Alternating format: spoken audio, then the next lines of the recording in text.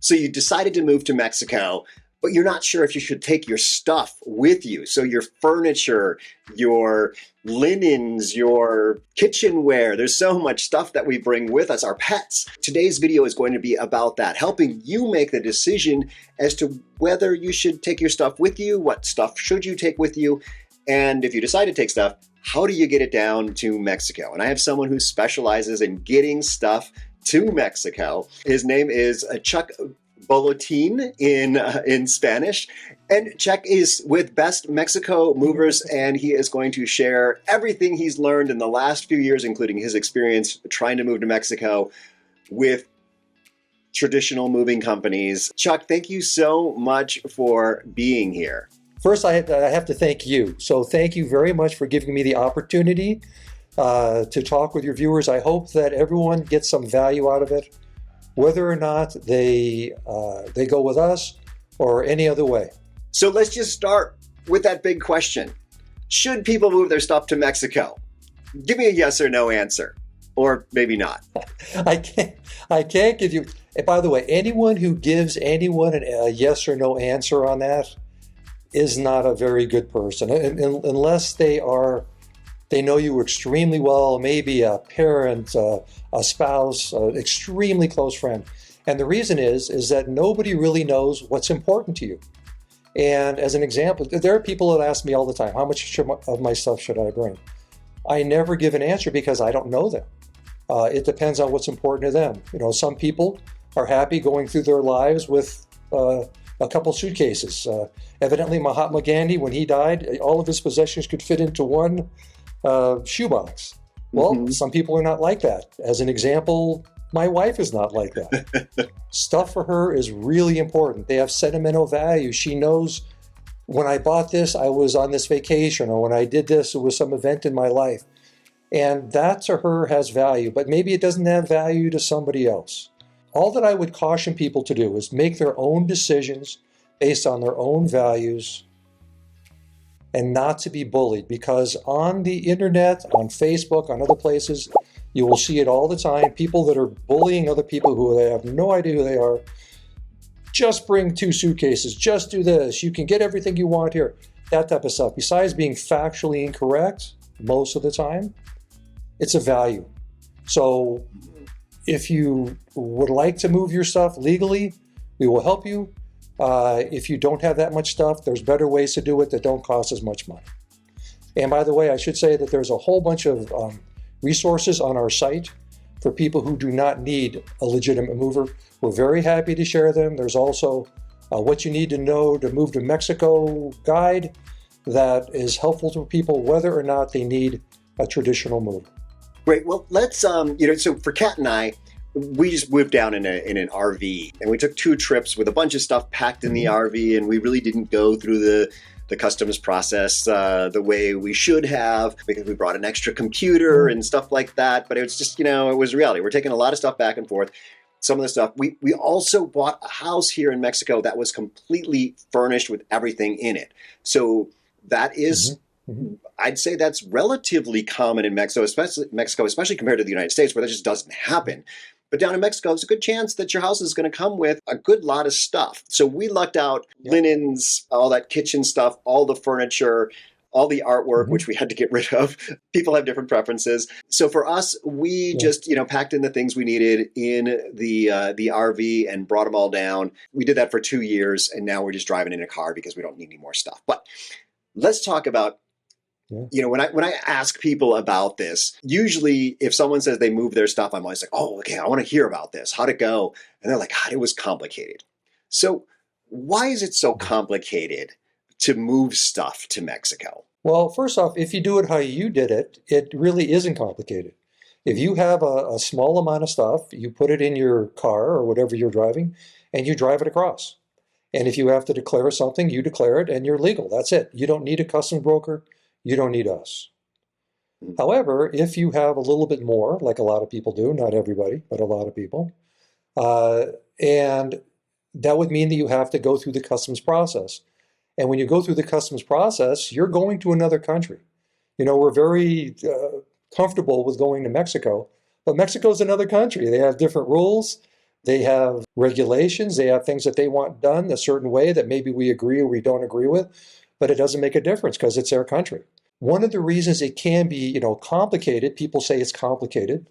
And if you look at our website, you'll see on the homepage a woman who was, pulling her hair out of her head because that's the condition that most people are at when they call me. And it sounds like that was the condition that you and your wife were at when you did this yourself, or you tried to do this yourself at the beginning. Oh, yeah. Yeah. And I thought, how hard could it be? I'll get my gardener, we'll get in a truck and we'll go over there and we'll pick some stuff up. Well, that was extremely naive because, as I mentioned earlier, it's a different country. You can't just, drive across with a certain amount. If you have a very small amount, fine. A couple of computers, no problem. Mm-hmm. We had a big van, we came across, fine. But if you have a more significant amount of stuff that doesn't fit into, let's say, a van, you're going to need a legitimate mover who has legitimate customs brokers. One of the reasons that it's complicated is the rules change fairly regularly. They will also change from depending on where you import your household goods. So as an example, the rules are slightly different if we import someone's household goods through Laredo than if we import through El Paso or if we import through San Diego. And those rules can change as well. So, and also customs brokers will demand different things. We may want to do it a certain way and maybe another customs broker would do it a different way.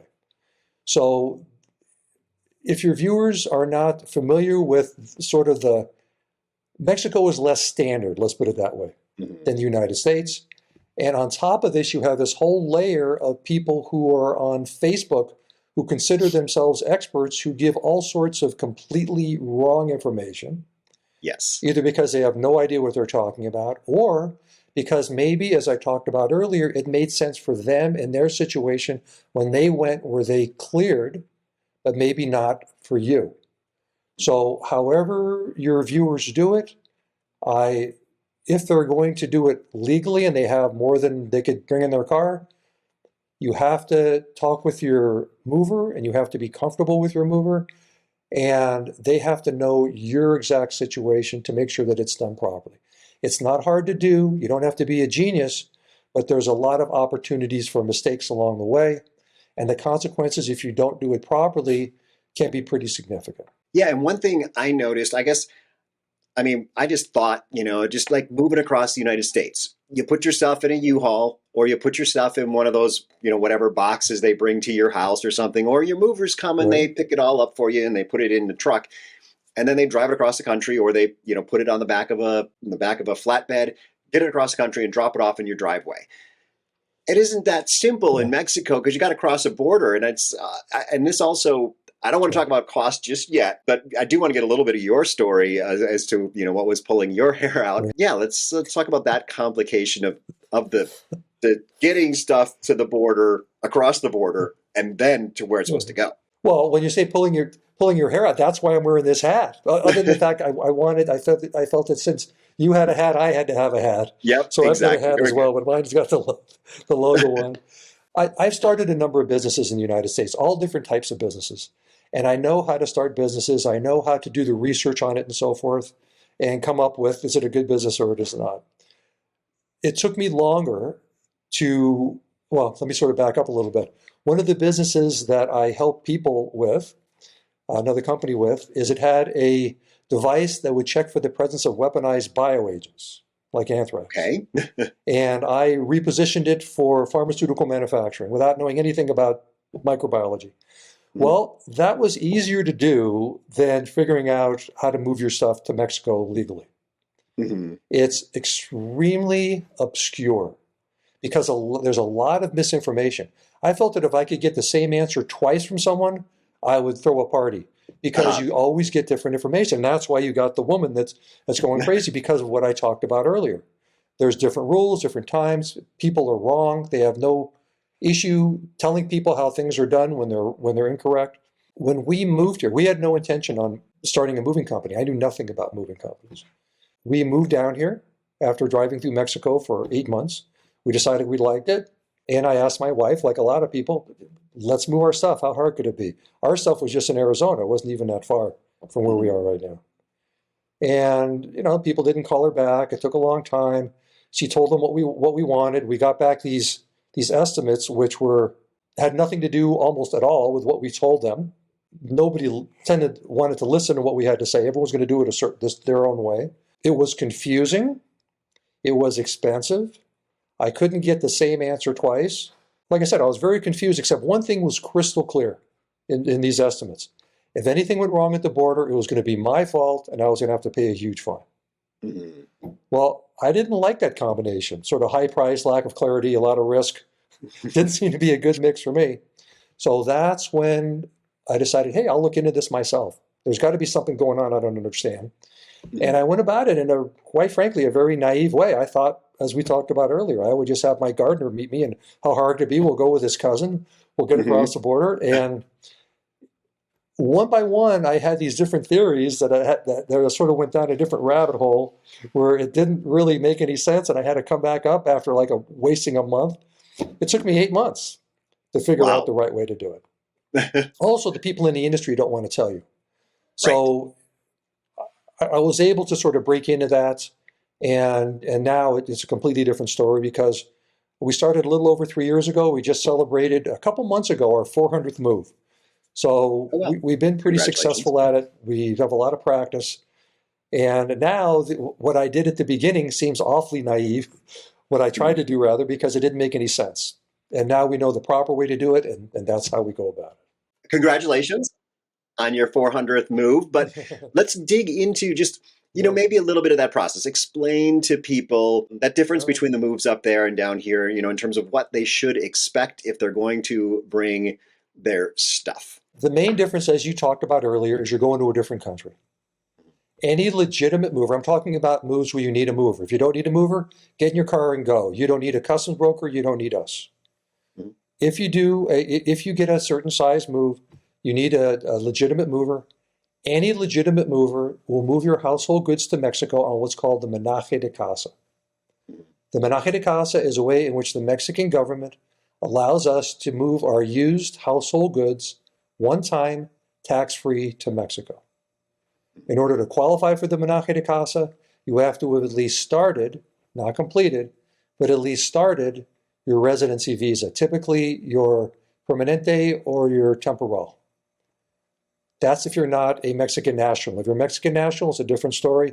We could move you down. You would also be on the menaje de casa, but I assume most of the people who watch you are not Mexican nationals. Right. But if they are, we move them as well. We move a lot of Mexican nationals as well. So the menaje de casa has certain requirements.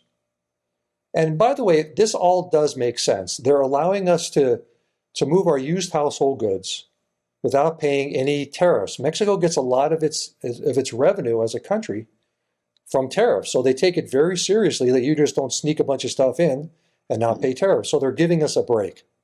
But it's got to be used, and it's got to be stuff that's yours, that you're using in your normal course of living. So you get to do this once, and it has to be within 6 months of finishing your residency visa process or something. There's some kind of rules there. Let me get to the inventory first, and then I'll answer your question.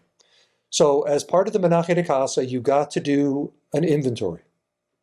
The inventory has to be accurate. You have to be fully honest on the inventory. And that's what's submitted along with a bunch of other things to the customs people. And that's how we clear legally. So as far as the rules you're talking about, we could spend several hours. I could create one of those, what do you call those things? Maybe you're not old enough, but many years ago, there was a guy that created these machines. They were overly complicated for what they had to get accomplished. You probably don't know what I'm talking about. I'll send it to you later. I do know what you're talking about, but I don't remember what they're called. That's what it's like. There's really no way for me to tell you this is the way to do it, because it depends. It depends on where we're importing your household goods. It depends on your situation. There's a lot of things it depends on. So that's why I'm not trying to be coy or not giving away the secret. There's sort of some basic ways to do it. But what you're talking about, having to go back to the consulate, having to put your inventory in a certain way, having to do it in Spanish, having to have a certain format, whether or not you have to count the amount of spoons you have or not. That's all dependent on a lot of stuff, including who your mover is. So you may talk to another mover who will say, no, that's not important. And I may say, yes, it is. You've got to have it done this way. And that's fine, as long as they could clear.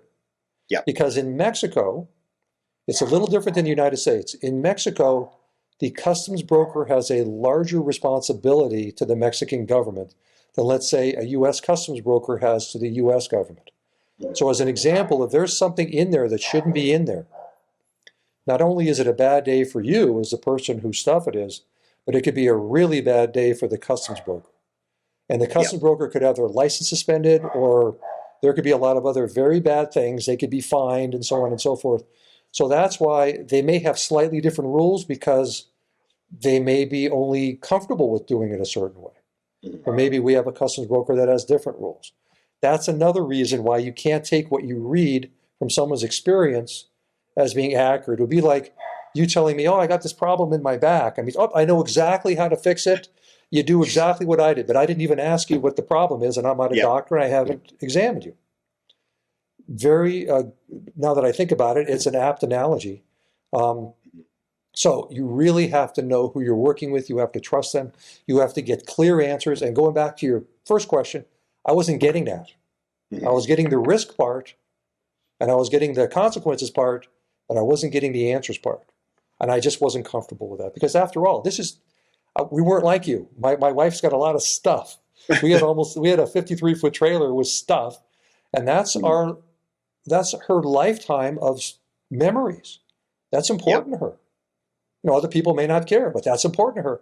And are we just going to just go forward with knowing that there's these terrible consequences, but not knowing really what we have to do in order to avoid those consequences? Well, the answer for us was no. I want to help people to decide, maybe on a moving company, decide if they, maybe how much they want to move, how to choose a moving company. And also, one of the things I've heard is everyone that I've talked to pretty much said they got to get their stuff to the border. So they had to pay, and we'll talk about price, they had to get from, say, Portland, Oregon, move their stuff in company A in the United States to a storage facility in, say, San Diego.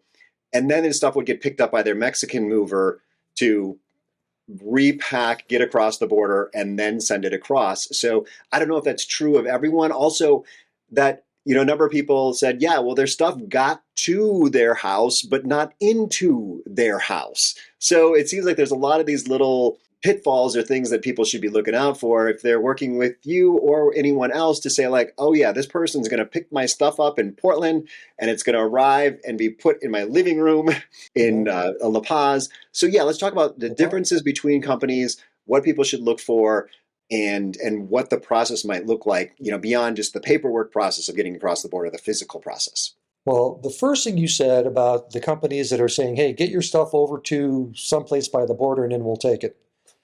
That sounds a little fishy. That does not sound like a legitimate moving company. That sounds like your gardener, Jose, and his cousin. And they're going to maybe try to talk their way across the border. Maybe they'll pay some taxes. Maybe they won't. Maybe they meet their other cousin and so forth. I would be very cautious of a company that did that. I don't know why they would do that. Let me talk about something sort of in general first that'll apply to all moving companies that'll be more useful to your viewers, and then talk more specifically about us. If you bring twice as much, there's a really good chance you're not going to pay twice as much. And if you bring half as much, you're not going to cut your costs down in half. And the reason is that any legitimate mover has certain base costs that really don't change.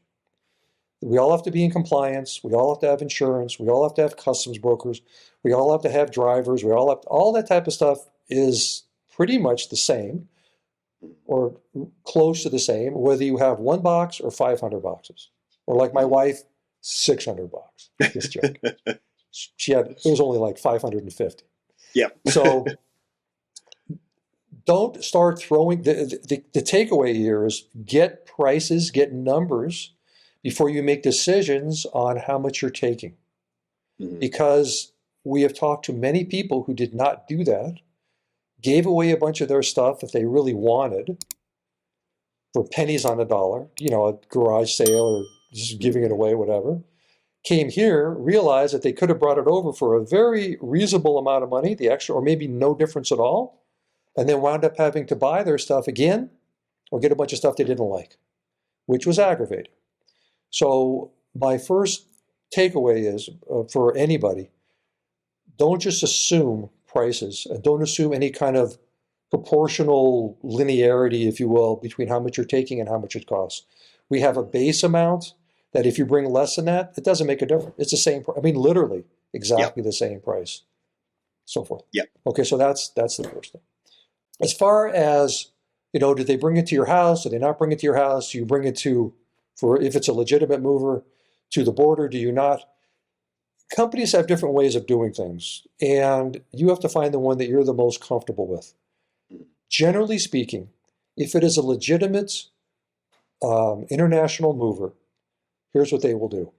They will send an origin agent, they call them ORIGIN, origin agent out to your home, wherever you are, and they'll either do it in person or they'll do it by phone. They'll do a survey, and they'll want to do all of your packing and loading. And the reason they'll want to do all of your packing and loading is because that's how they make their money. And this origin agent is probably like from Allied or Mayflower or Beacons or some company you've heard of before, but they know nothing about moving to Mexico. They just happen to be the origin agent, in your case, let's say from Portland or wherever. Mm-hmm. Well, it turns out that there's better ways to do that. And that's one of the differences that we have with our company without going into too much detail, but there's better, less expensive ways to do that. Mm-hmm. Another thing that they will tend to do is called transloading and consolidating. Now, what does that mean? What that means is when they take your stuff, let's say from Portland, and they put it in a truck, they don't go to where you think they go, right? Where do you think they go? I'm just going to guess they're going to Milwaukee to add someone else's stuff. That's very good. What they do, that's very close with. They go to a warehouse for exactly the reason you're talking about. They take the items out of the truck, that's called transloading, and they put it in the warehouse or cross-loading. Then they leave it in the warehouse until they have enough other people's stuff from Milwaukee and the other places to fill up a full 53-foot trailer. They take your stuff with their stuff. That's called consolidating. They put it in that truck and they go to the next place. Then they do it again. Then they do it again. By the time your items get over, let's say in your case to La Paz, that'll happen probably 5 or 6 times, half of them in Mexico. Mm-hmm. Your items will visit Mexico City, maybe Guadalajara. Who knows? They'll visit a lot of different places. Well, when my wife found out that that's what they were going to do with our stuff, that's when she begged me, please, let's not do this. And that's why we don't do it that. I won't get into detail how we do it, but we don't do it that way. And if a mover will tell you, when you ask them, how long will it take to get my stuff to Mexico City or Guadalajara or wherever you happen to be? And they say, well, anywhere from, 2 weeks to 6 weeks. Mm-hmm. Guess what, Bryden? That's what they're doing. That's what they're doing. They're putting your stuff in warehouses and moving them around. And as my wife says, nothing good happens when your items keep on getting taken out of trucks and putting back and forth. It may work out okay, but it may not. And that's why sometimes you'll hear stories where people say, hey, I got someone else's stuff in my... We hear that all the time. Or something's lost and it's some other place. Some's missing. Well, it went to a bunch of warehouses where people are walking around. Who the heck knows what's going on? Yep. She was not willing to let that happen. And that's one of the main reasons that I had to start the company. So you mentioned something about, hiring your gardener to do this. Why not? Well, why not hire your gardener? Okay. So first of all, your gardener won't do it because he knows better. That's the first reason. Because if he gets in his truck and he crosses into the United States, he has to be legal in the United States first. Mm-hmm. He's immediately out of compliance because he's a mover for hire in the United States. So he's already broken a bunch of rules in the United States for the Department of Transportation, on and on and on. If they catch him, which they probably wouldn't, but if they catch him, he could lose his visa if he has a visa. If he doesn't have a visa, he's got other problems. When you are a mover for hire, when it's not you, see, that's the difference. When you're talking about in your motorhome, that's your stuff. You're the one driving it. Completely different. You can do that. If you're a mover for hire, if you're not the one driving the truck, so to speak, you got to go to customs. You got to go to customs. And if you don't, well, first of all, they'll ask you. They'll say, whose stuff is this? And what's your gardener going to say? That's my stuff? Yep. I don't know if your gardener's going to say that. It took me a while to realize that, but that's one of the main reasons. It doesn't work. You wouldn't do it. And you can't drive your U-Haul across because U-Haul cannot go into Mexico. It's an international border with rules on how to get across, and you got to follow the rules. It's a very penny wise and pound foolish thing not to follow the rule. Either do it yourself, but really do it yourself with a small amount and drive it across, or hire someone who's legitimate and do it that way. But the whole middle ground where where you find a guy with a truck and you meet him in a parking lot in Walmart, which sounds like sort of what you're talking about, and then you put the stuff there, and you put it in and hopefully no one takes it while you're at Walmart, and he drives across and he hopes that no one bothers him on the other side. I don't know if you can fully understand what I'm saying, but he's hoping that nobody bothers him in his truck on the other side. Yep. Also a little risky. It's not smart. And we get calls, I wouldn't say all the time, but about once a month. Hey, my stuff is stuck in wherever. Can you help me? Well, I'd like to say yes, but I can't because I have a relationship with our customs brokers, and that's based on trust for the reason that I mentioned earlier. And if they don't know the people, or I don't know the people, or I can't vouch for them, they wouldn't touch it because they're not going to risk their livelihood to do it. These are the things that took me 8 months to learn. So when you said earlier, I'm going to tell you everything I know, not everything. That takes about an hour and a half, but a good amount of them, at least the stuff that I learned in that 8 months, I can tell you now. I suspect strongly that your gardener is not going to be insured for loss of your household goods. And if something happens or it gets confiscated, how do you say in Mexico, buena suerte? What does that mean? Yeah, good buena luck. Suerte. And mañana, that's the other one. It'll be there mañana. Good luck, it'll be there mañana. Well, tal vez no mañana. Tal vez it's gone. No legitimate mover will move your household goods without insurance. It's just not responsible. And there's several different types of insurance that you could get. The insurance that we offer is not through us. It's not the goofy, I call it goofy, sort of standard moving company insurance where they insure your household goods for 60 cents a pound. And if your TV goes missing, they give you $5.40. It's real insurance, at least with us. It's an insurance company, in this case, in California. And there's several different types of insurance you can get. The way that it works is you yourself add up the value of your items, you multiply by a number, and that's how much your insurance costs. And we have insurance that will cover, subject to the deductible, of course, in the terms of the policy, will cover any kind of damages or loss all the way from the time that people start touching your stuff, in your case in Portland, all the way through delivery in La Paz or wherever else they're going. But I would really not recommend moving your stuff without insurance. Yeah. And that goes to some of the people, that's your gardener and so forth. Well, it's interesting. I think I kind of see a maybe a theme developing here. And it seems like most of the people I've talked about maybe haven't done things exactly the way it would be legal, or they did things in a more risky way.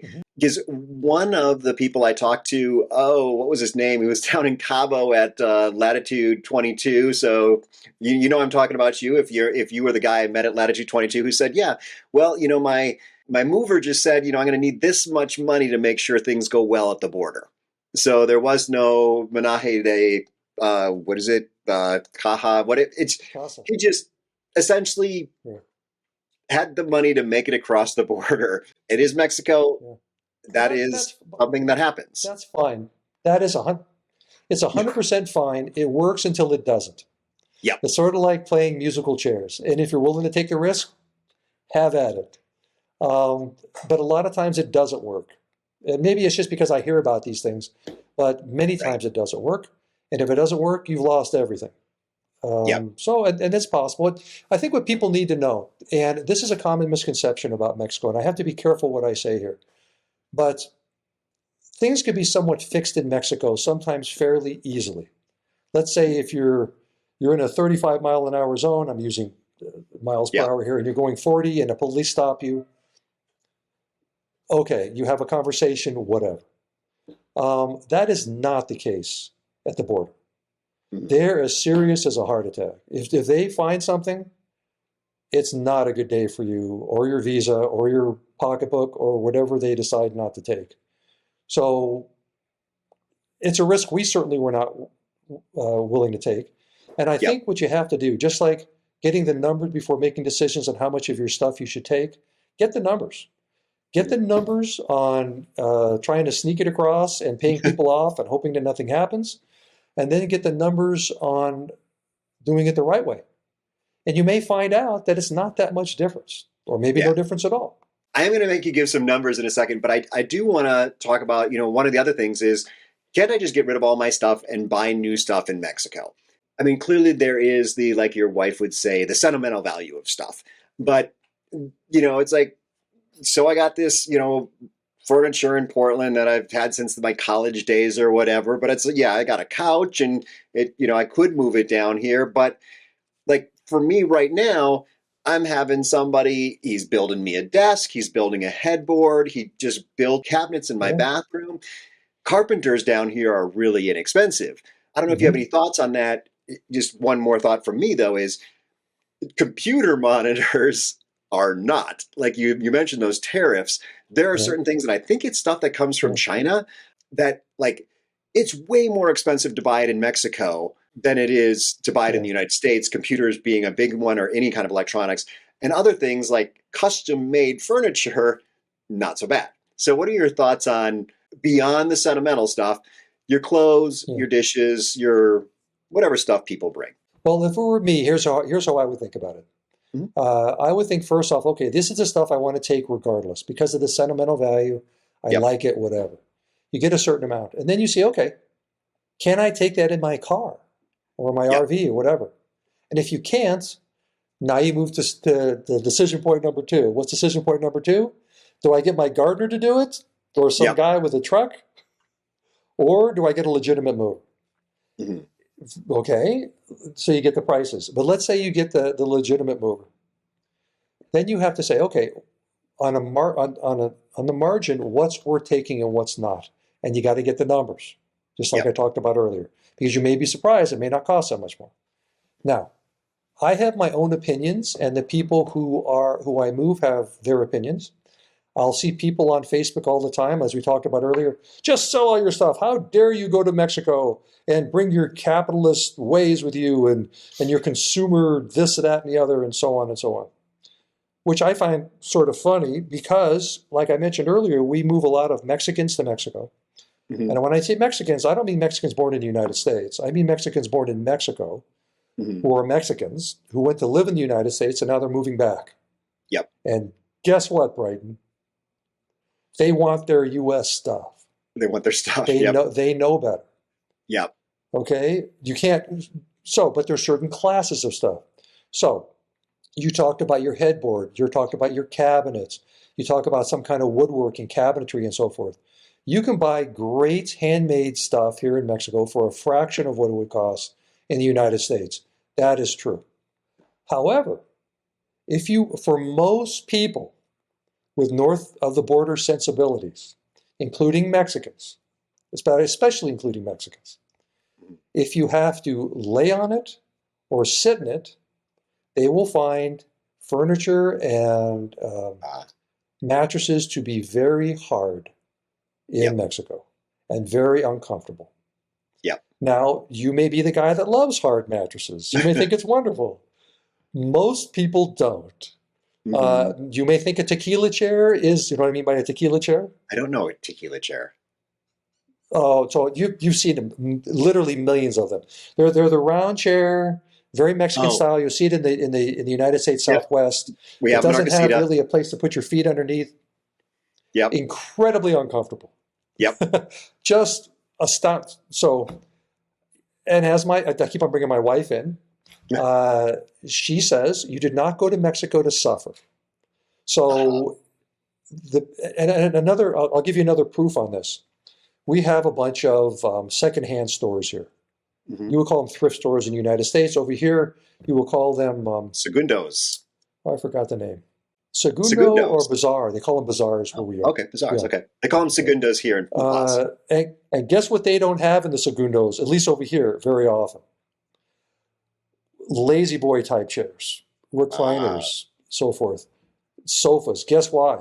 And if you find one, you'll find it is like 2 or 3 times the price if you walked into a Segundo in Portland. Why? Because people want them. They want to be comfortable.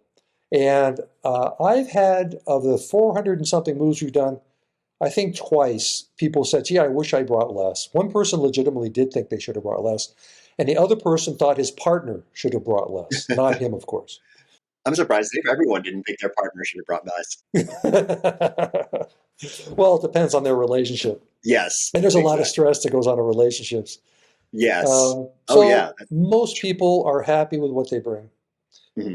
But once again, if you have to lay in it or sit on it, most people will be much happier with their U.S.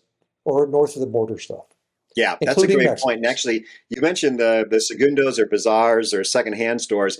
We had some friends who were just north of the border, I think in Arizona or something, and they had a yard sale to sell all their stuff because they're like, okay, we're not going to move this stuff to Mexico. We've got nice stuff down there, and they were selling all their stuff, and they were selling it all to Mexicans.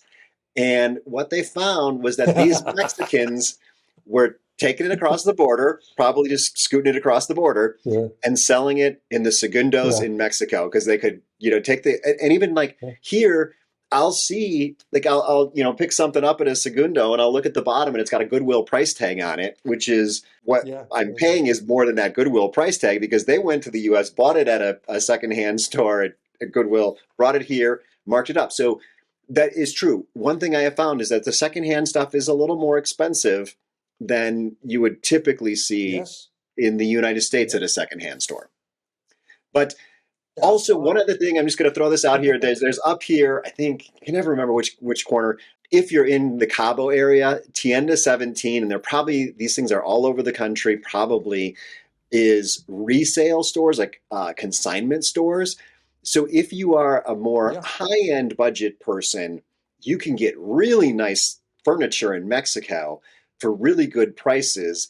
But that's only if you're the type of person who would buy a headboard that it might be a $5,000 hand carved headboard, whatever, or imported headboard from Asia. It would be just 800 or 1,000 here. So you'd get a really great deal, but that's only if you're not the IKEA type of person. Same thing here. Like my desk that I'm having custom made with, it's going to be an L-shaped desk. At IKEA, it would probably be a $200 desk. Here, a handmade desk to my exact specifications is $400. So the handmade stuff is yeah, good, but it is not as cheap as the factory made stuff in the United States. So it also depends on what you want. The other thing I've heard is that yeah, people here in La Paz and probably all over the mainland, when they arrive and they have no stuff, likelihood is if they sold their house in the United States, the market up there is crazy. They probably have a big chunk of cash, more than enough to buy a house here. Then they can go out and buy all new furniture. And some people just love that. People will go to Guadalajara and they actually have people in Guadalajara that will help you shop for furniture and coordinate the move back to wherever you are. So it'll get put on a container ship and shipped over here to La Paz cheaper than it could be bought here in La Paz because Guadalajara is like the place where everything gets made. So that's another thing to think about is, and I'm planning on doing that furniture shopping trip and doing a tour of the shopping in Guadalajara.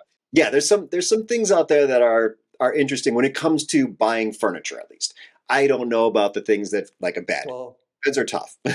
you know Ashley, the Yep, furniture store Ashley in the United States? yep, Well, they have Ashley is, I think, brilliant move. They have furniture now in Mexico. yep. You can go to an Ashley store. It says Ashley in Mexico.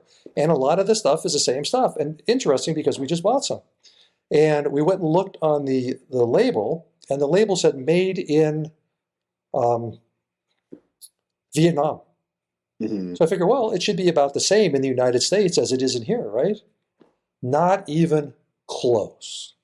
Not even close. Something you could buy in the United States for, and I know because I know the price of this exact sofa in the United States, maybe $500 over here would be, by the time you get done with everything, close to $900. Yeah, Same one, brand new. So Mexicans are willing to pay that. Guess why? because it's comfortable. Because most of the furniture they have is uncomfortable.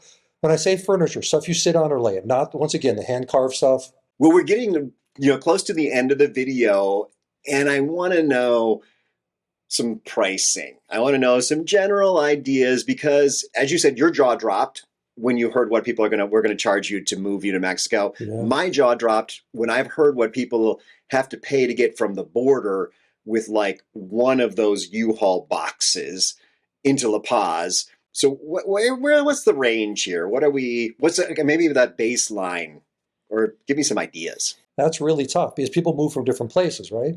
And we can, you can bring your items if you want to Laredo or El Paso or San Diego. But generally speaking, it costs less for us to pick it up than for you to put it in a U-Haul and drive it there. And what does it cost to come from Portland? I don't know. The prices in the United States are pretty volatile. Mm-hmm. They change. They change time of year. They change. During COVID, they went crazy. We also moved people from Canada. In Canada for a while, it was essentially impossible to move. The prices like tripled for for transportation. Now it's getting a lot more reasonable. It'll get, I suspect, as we get less economic activity, it'll get even more reasonable. Yep. Well, most places that people go, not just right next to the border, right? Yep. So if you're moving from San Diego to Tijuana, guess what? Not very much money. It's like, how much does it cost to move in the United States? It's a very difficult question to answer. But I think if you're going to any place other than the border, even from where the customs brokers are, the price is going to be at least $5,000 US from the border area. Okay. How much does it cost to get it from there? It's a big country. I don't know. It would be, and I would give people the wrong idea if I were to. It'd either be too high or be too low. Yeah. So the thing to do is to find out. Yeah. So how do people find you to find out? Let's go ahead. Let's give a little pitch. So here we go. bestmexicomovers.com. Yep. I encourage everybody to go to the website. There's a lot of good information there, whether you decide to move with us or not. A lot of FAQs. Some of it has nothing to do with moving. There's also what I highly recommend. There's a what you need to know to move to Mexico guide. It's absolutely free. You can download it. Once again, not oriented towards us, maybe just a little bit, but it'll give you the information that you need. So I would go to the website first, take a look around, download the guide. If you're interested in talking with us, there's a contact us. Just put down your information and we will give you a call. And then we'll discuss your particular needs and see if we can help you. And if we can't help you, or if it's cheaper to go about it some other way, we will tell you. Awesome. Well, thank you so much, Chuck, for sharing all of this. And thank you all for watching. Chuck gave you his contact information. So ask me questions down in the comments. Ask Chuck questions over on his website, because Chuck will not be reading those comments necessarily. And also, I've got a couple other things. I've got a playlist of other experts up here. There are people who have the knowledge that I don't have. Check that out. Or I've got other expats down here, and they share their experience with life in Mexico. We'll see you over in one of those videos. Hasta luego.